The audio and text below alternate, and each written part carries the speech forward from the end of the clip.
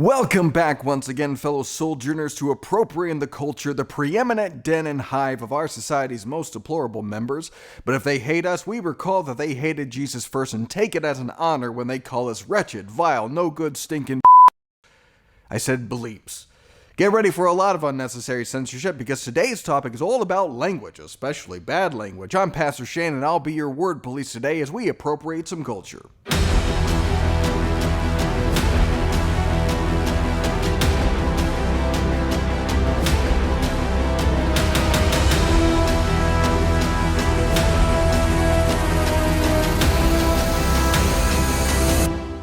As we previously said, Christians are called to be in the world, but not of the world. And sure, at times we fail in both ways, being out where we should be in and of where we shouldn't be. And that can also happen when it comes to language. Sometimes the language that we use can prohibit how effectively we live in, where we don't recognize our audience or speak their language, and instead use Christianese, these sort of biblical shorthands or Christian slang that outsiders don't understand. Eucharist, sanctification, post-trib, pre-trib, Calvinist, an Ecclesiastes moment, a road to Damascus moment, we like moments, eschatology, intercessory, hermeneutical, sacrament, agape, 1040 window. Our language can be a serious concern for living in, particularly when we're talking about the arts, but the bigger concern for most Christians when it comes to language is all about of, speaking the way the world does. And the Bible does have quite a bit to say on the topic of the tongue. It says things like this, James. Those who consider themselves religious and yet do not keep a tight rein on their tongues deceive themselves, and their religion is worthless. Proverbs. The soothing tongue is a tree of life, but a perverse tongue crushes the spirit. Psalm 34.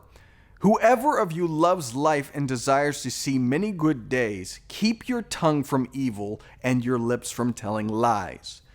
Now, most of these verses are talking about what we say, not how we say it. It's not really dealing with the particular words that we use. It's not primarily about profanity or cuss words or swear words.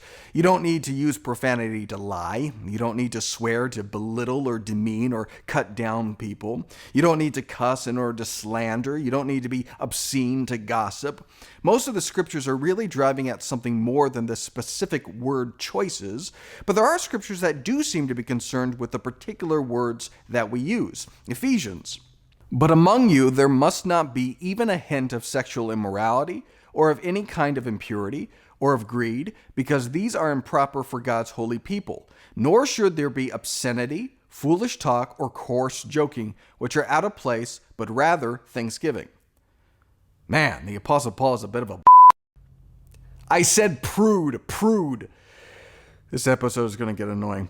But what exactly is foolish talk? Back to Ephesians. Do not let any unwholesome talk come out of your mouths, but only what is helpful for building others up according to their needs, that it may benefit those who listen. Colossians. But now you must also rid yourselves of all such things as these: anger, rage, malice, slander, and filthy language from your lips. Seems pretty straightforward here. Don't use filthy language, don't have foolish talk or unwholesome talk, and that is pretty straightforward, at least in principle. But it gets more interesting when we start to apply it. We typically think of language like it's two columns. In the one column, we have our bad words, words that you shouldn't say, and in the other column, we have our amoral words, words where it doesn't matter whether you say them or you don't. They're not good, they're not bad, they're just words. That's a significantly longer column. But who decides which words go into which column? Does God come from on high and say, "These are the naughty words"? No. We decide. This is cultural.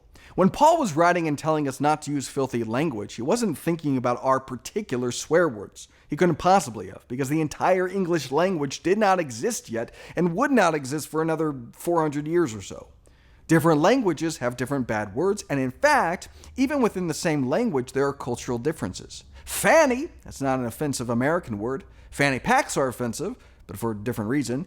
And yet for other English-speaking countries, it would be totally inappropriate to use the word fanny, because it's a little risque, it has a different meaning. Language is cultural, and the culture decides which words fall into which column, and it varies from place to place, and it changes over time.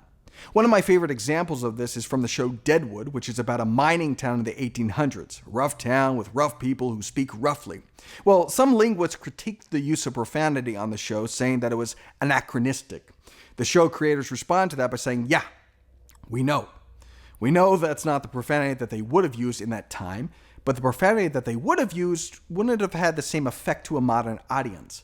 They wouldn't have sounded like bristly, tough, and dangerous men. They would have sounded like Yosemite Sam, shouting things like, "Tarnation! Tarnation!" That would have been offensive speech in the 1800s. But by the mid-1900s, it was in children's programming. Language changes, and over time, words that were in one column get shifted into the other column. As Christians, we may look at the world and lament and say, man, the world has gotten so coarse with its language. We've coarsened as a society, and possibly, in fact, probably. But also, let's consider this. Maybe some of the words that were in one category have migrated to the other one in our culture. In fact, I think it probably has. Most Christians, I think, would say that the language on broadcast television has gotten more coarse, but the federal law hasn't changed. The FCC regulates this stuff, and federal law prohibits obscene, indecent, and profane content from being broadcast on the radio or TV. Profane content includes grossly offensive language that is considered a public nuisance. But since language is cultural, determining what obscene, indecent, and profane mean can be difficult depending on who you talk to. So enforcement of these rules generally begins with complaints from the public. The truth is, if you're seeing more objectionable language on broadcast television, that's because the public no longer finds it objectionable. As Christians, this can be very challenging for us because we're traditionalists. The Bible tells us not to use filthy language. These are the filthy words. We don't use those words. And then the culture changes, but we still don't use those words because they're objectively sinful, right? And then it becomes a Christian tradition. And we're like the Pharisees. We love our traditions. How can you be a Christian and say those words? I hope we can understand and empathize a little with the Pharisees. This is challenging. And to make matters even more complicated, we're a subculture. And as a subculture, we have our own rules, and that might mean using different language in that context. It's fine to wear a bathing suit, but you don't wear it to a funeral, unless it's a themed funeral or something. But the point is, context still matters. There are some words that are fine to use here that are not fine to use there. Context matters.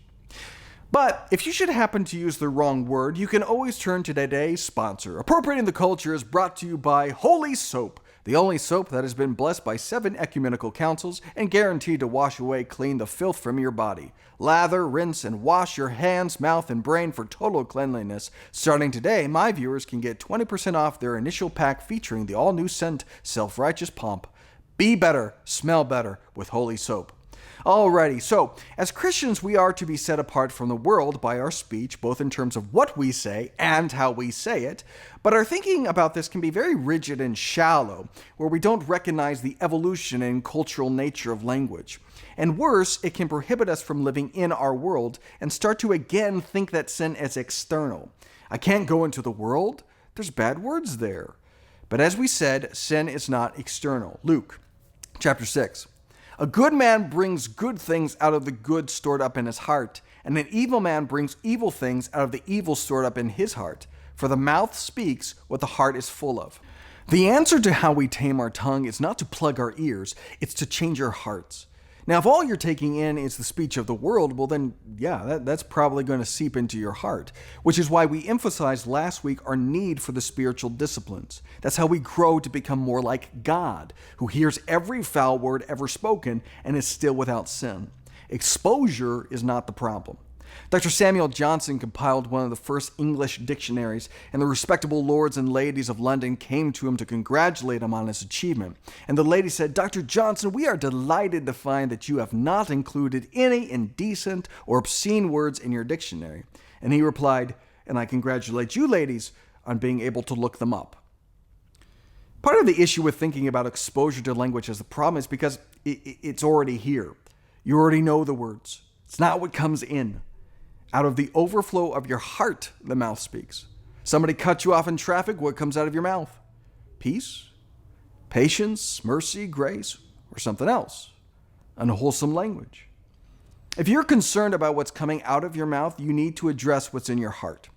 Well, we'll have more to say on this topic, so tune in next week for that. In the meantime, leave me a profanity-laced post on Twitter or my author's Facebook page or on Locals, and I will respond to you out of the overflow of my heart next time on Appropriating the Culture.